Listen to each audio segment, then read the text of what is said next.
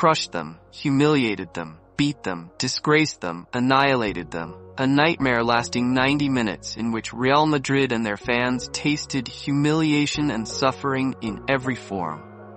Real Madrid scored the first and last goal, and in between, they conceded 5. Barcelona dominated and dismantled Real Madrid. The day of El Clásico turned into a grim nightmare for Real Madrid fans. Coach Hansi Flick reaffirmed his superiority and dominance over Real Madrid and their coach Carlo Ancelotti.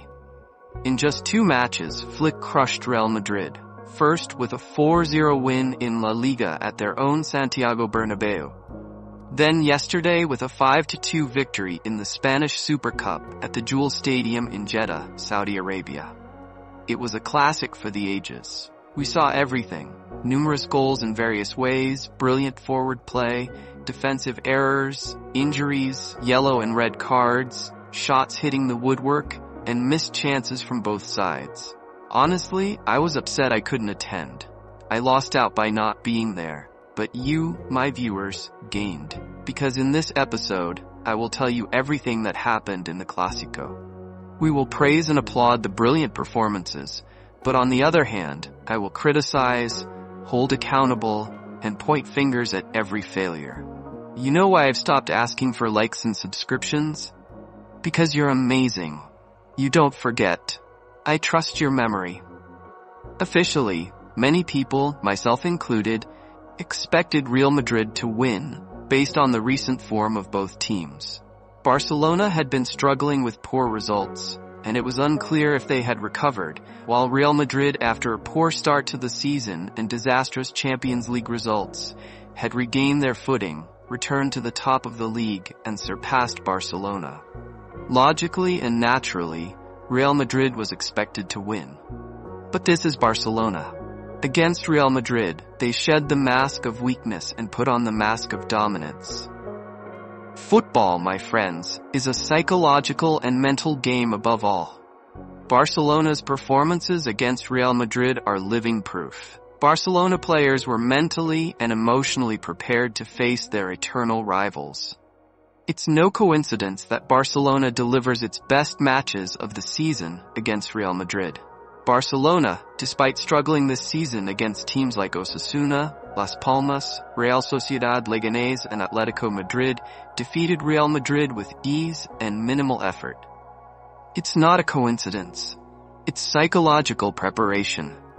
I always advise any coach before a match. Prepare your players mentally and emotionally. Stand by them, motivate them, and you'll see results on the pitch. Barcelona was a perfect example of this yesterday, dominating with ease and achieving the largest victory in the history of the Spanish Super Cup against Real Madrid. Barcelona scored 4 goals in the first half. Their players treated El Clásico as if it were a championship itself. This generation, under Hansi Flick, approaches these matches as if they are warriors preparing for battle. They gave everything on the field, sparing no effort. I apologize to Real Madrid fans. Don't be upset. Calm down. I will praise your team too, but now is the time to give Barcelona their due. Now, was Barcelona unstoppable? Invincible? No, that's not true. In reality, Real Madrid was very weak, and I'll explain why shortly. Barcelona played a very good match, but it wasn't perfect. There were mistakes, and I will highlight them. However, I must commend the attacking trio of Lamine Yamal, Rafinha, and Lewandowski, who were all outstanding. Especially Lewandowski, who often doesn't get enough credit. He dropped deep into midfield to retrieve the ball and deliver it to his teammates in open spaces. This was evident in the first goal. Rafinha's intelligence shone in the fourth goal when he avoided a sprint duel with Valverde, choosing instead to stop, control the ball, and pass to Balde coming from behind. A brilliant decision. Rafinha, in the first goal, studied Courtois' weakness, exploiting his difficulty in stopping low shots to the far corner, similar to the goal McAllister scored against him in the Champions League.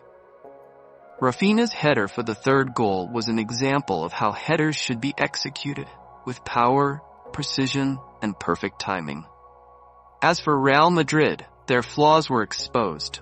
The defensive trio of Lucas Vázquez, Tchouaméni, and Mendy was disastrous. They were repeatedly outplayed and left huge gaps for Barcelona to exploit. Ancelotti's strategy of long balls from defense to attack is outdated, a relic of English football from the 90s. Real Madrid lacked cohesion, relying on individual brilliance rather than team tactics. Barcelona, on the other hand, was a complete unit, proving once again that football is played with spirit and preparation. Their players outshone Real Madrid's stars in every aspect. The victory should serve as a turning point for Barcelona's season. If they don't capitalize on this momentum to win major titles like La Liga or the Champions League, it will be a monumental failure. Meanwhile, Real Madrid faces a long road to recovery if they don't address their glaring defensive issues. In conclusion, this Clásico was unforgettable. Barcelona proved their might, and Real Madrid must regroup. Football is unpredictable, and anything can happen in the remainder of the season.